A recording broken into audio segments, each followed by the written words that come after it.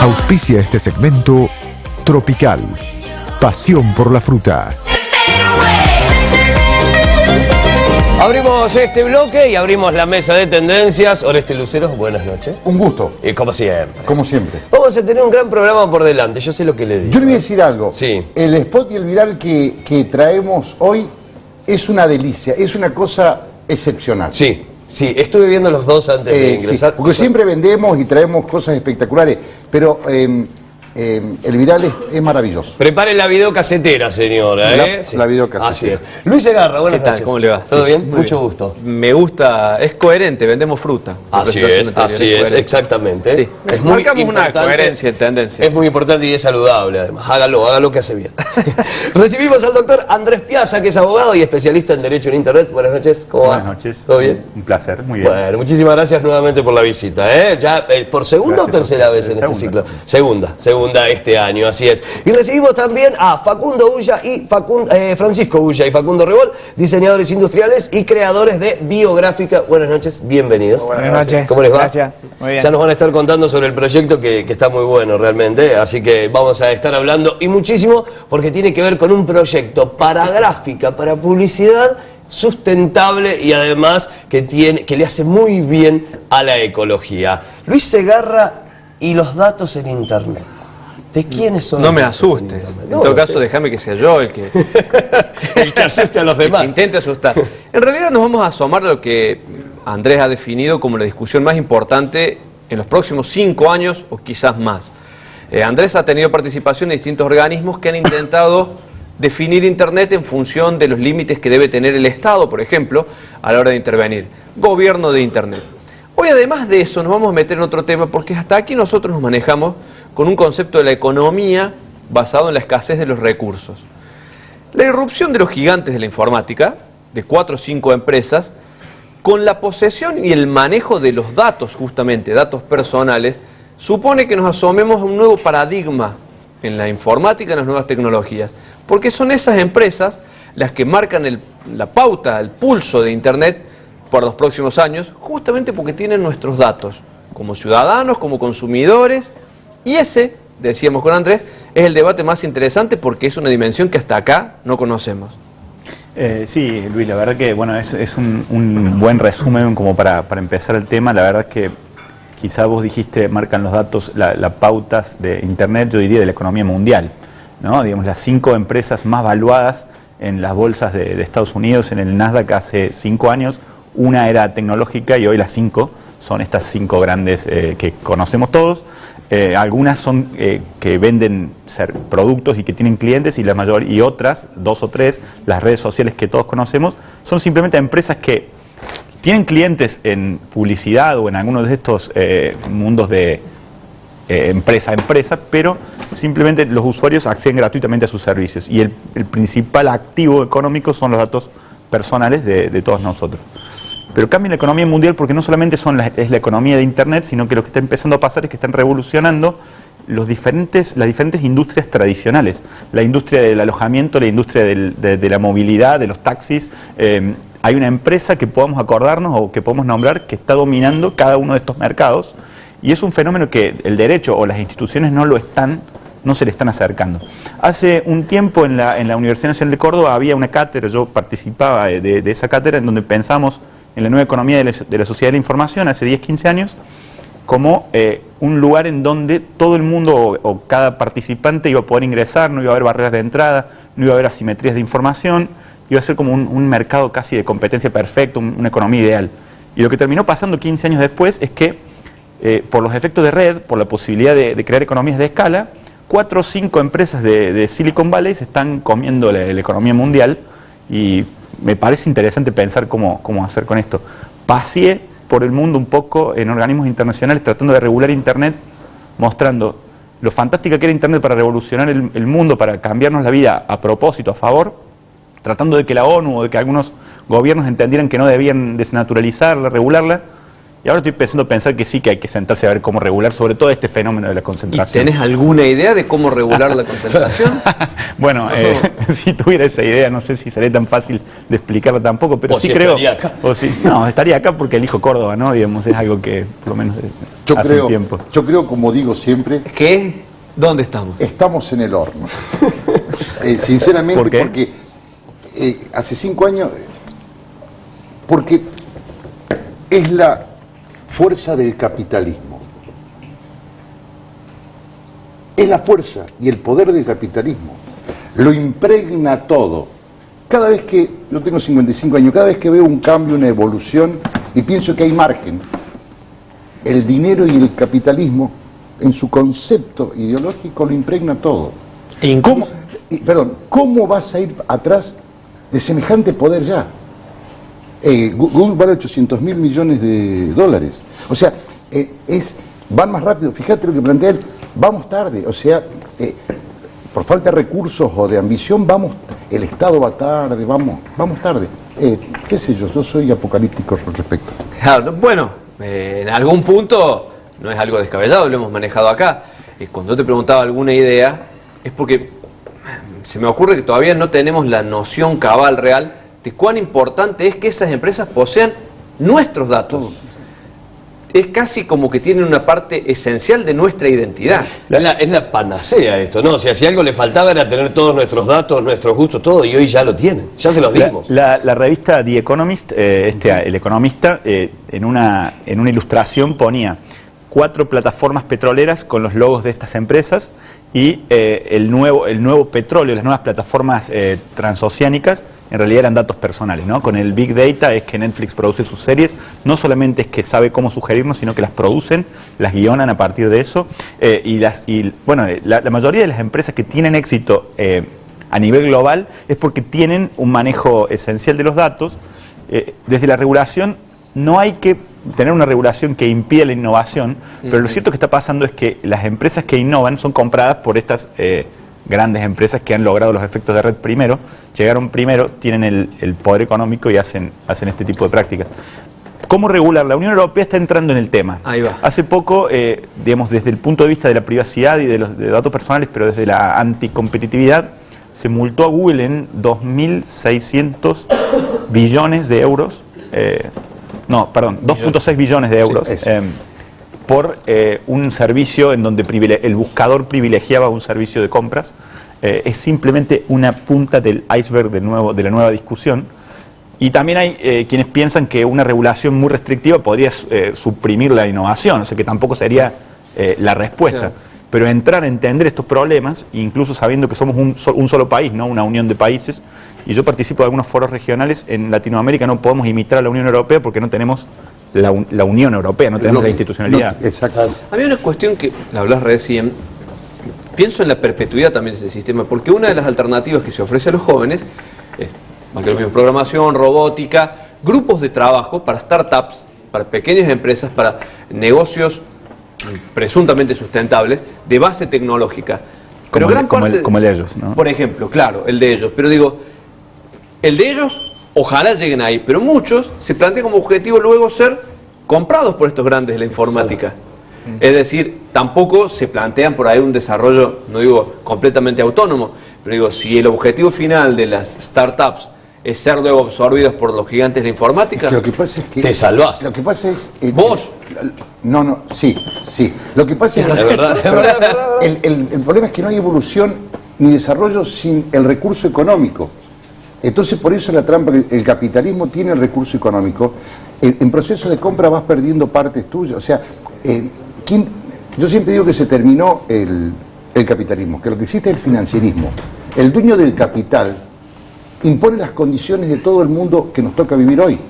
Entonces, yo entiendo, te salvás vos, pero la única manera, ellos con su startup, con su empresa, la única manera de evolucionar inyectando personal, recursos, es con dinero, y el dinero lo tienen otros.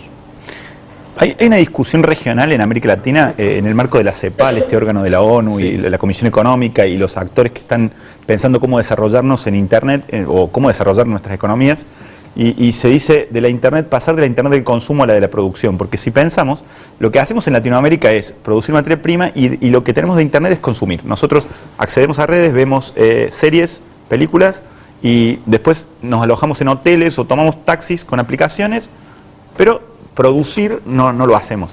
Pasar de que nuestra actividad en Internet ya no sea, hace 10 años las políticas públicas eran darle una computadora a cada chico de escuela y tratar de que haya acceso universal.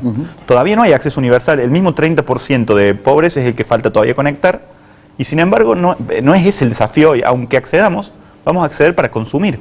Necesitamos encontrar la manera en donde nuestra innovación nos haga insertarnos en esos nuevos empleos para poder a lo mejor venderle a alguna startup a Silicon Valley, pero también tener matrices productivas estratégicas pensando en este tren. O sea, el tren va muy rápido y va con las reglas del capitalismo. No se puede cambiar eso, pero no nos queda a Latinoamérica, a Argentina, a Córdoba, me parece que no nos quedan muchas opciones para subirnos. Europa tampoco, Y esto Europa está complicado. Sí, Europa también implica por ahí un cambio en los paradigmas de educación, en primer lugar. yo estoy de acuerdo con eso, así que si lo querés. Sí, Europa está atrasado, o sea, el que lleva a la punta es Estados Unidos. Europa y China. Lo que nos planteamos, y China, pero lo que nos planteamos acá en Internet, este programa sería un programa muy importante en la televisión alemana o española, porque están atrasados conceptualmente, ellos todavía no conciben el poder del capitalismo norteamericano. Se lo digo, Sí. es más, creo que se suben porque no les queda otra. Pero Asia también, decía yo, China, hace unos meses estuve en el Congreso de Móviles que hay en Barcelona todos los años. Sí. El teléfono chino ganó por primera vez el premio al mejor. Sí. Y decían en un pasillo, un amigo me comentaba, la última gran victoria de Europa fue el GSM, pero fue hace 15 años. Claro, Digamos, o sea que Es impresionante, es impresionante.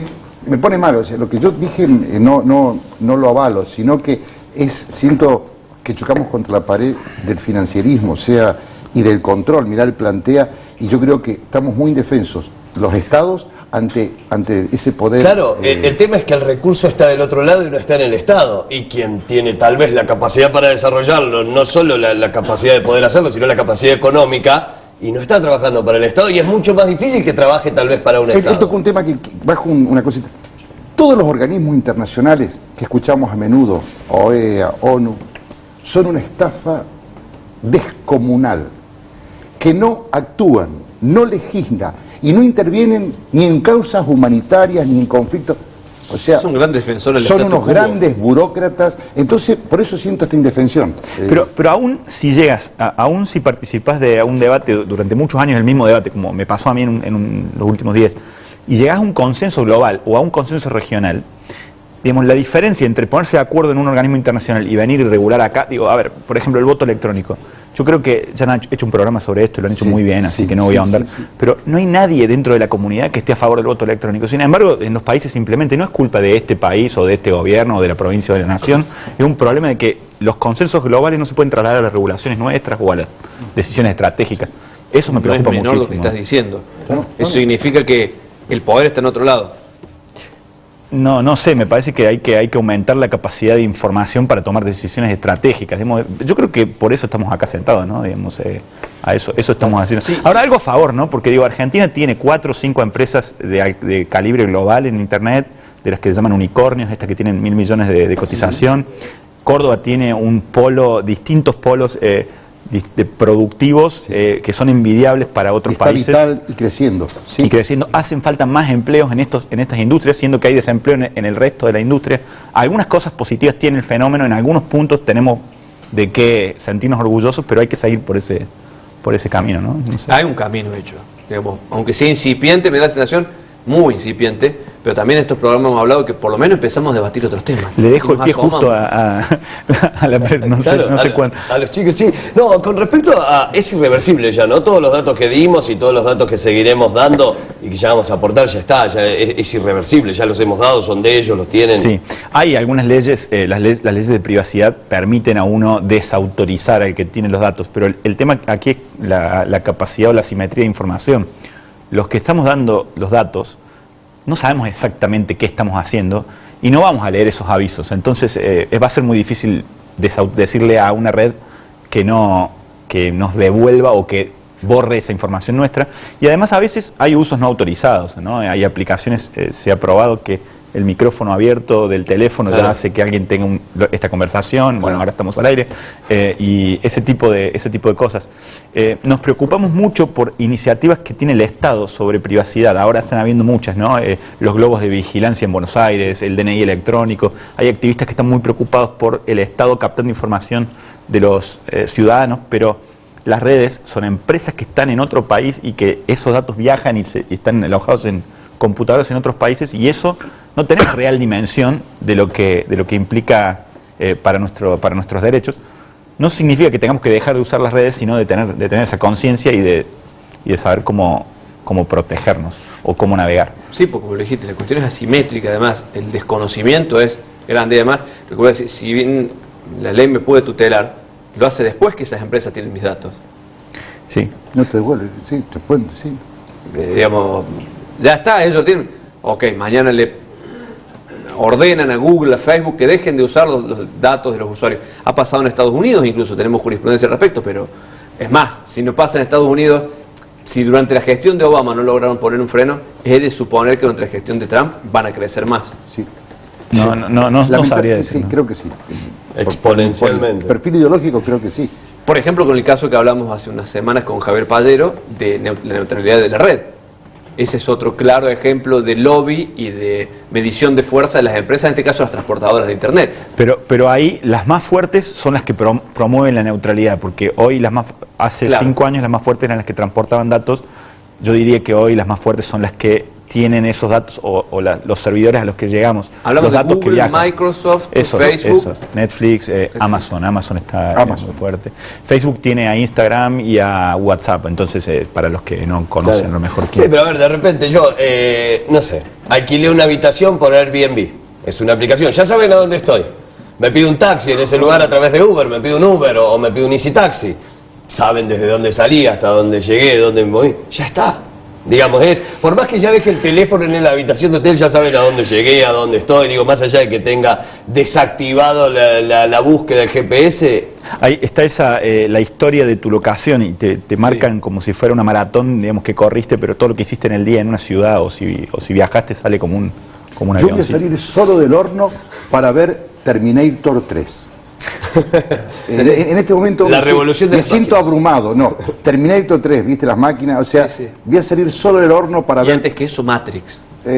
Sí, Matrix. Sí. Porque fíjate vos, él es un especialista y está abrumado, o sea, estamos tirando toda la verdad. Sí, ojo que el concepto de Matrix era filosófico y se terminó transformando en algo totalmente realista, ¿no? Pero quiero evitar el mensaje de derrotismo, ¿no? Digamos, hay cosas para hacer. Yo, Andrés, quería aprovechar de hacerte una pregunta. Frente a esto, ¿de qué manera podés proteger tus datos, digamos? ¿Tenés que empezar a aislarte de lo que son todas las redes donde todo el mundo lo está moviendo o hay otras maneras? Yo creo que los datos se terminan filtrando igual, ¿no? Uno tiene para bloquear en algunas redes, pero después cuando se dio cuenta siguen teniendo todos tus datos y las empresas, como decías vos, son las mismas que manejan toda la Big Data.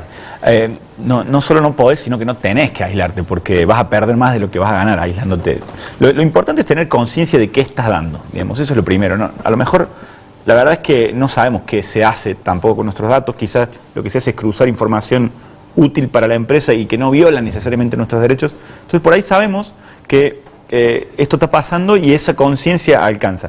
Pero es interesante porque vos podés, en todas las redes podés activar configuración de privacidad y si le dedicás un rato a pensar a quién querés que le quede disponible esta información, ya eso es mucho, ¿no? Acercate, llegás a la configuración de privacidad y vas eligiendo, vas manejando estas opciones.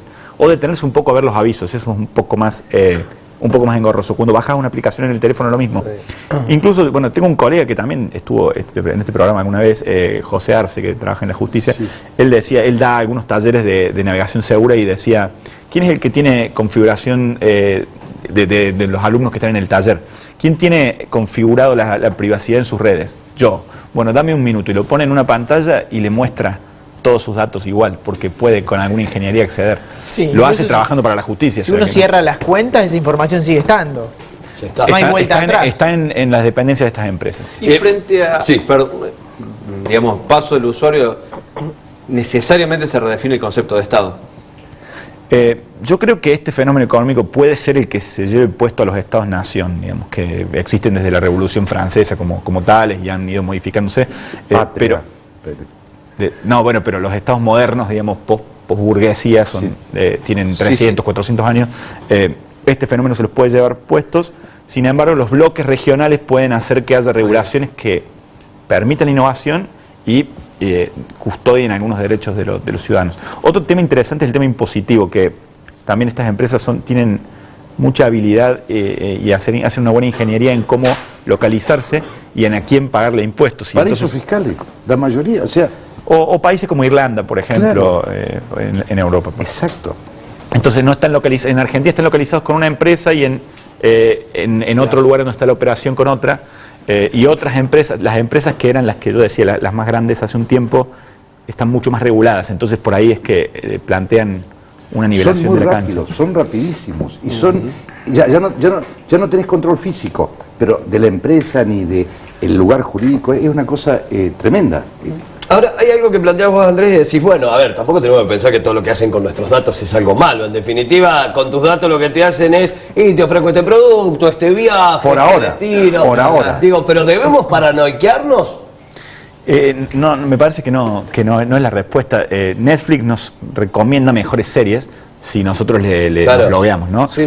Hay que saber usar eso, hay que saber usar esa información. Hay un tema, pero te formatean culturalmente, o sea, no podemos ser inocentes, te formatean culturalmente. Si yo tengo un nieto de 5 años y él empieza a consumir lo que Netflix le da, Netflix ya sabe quién es él, lo va a formatear cultural, ideológicamente.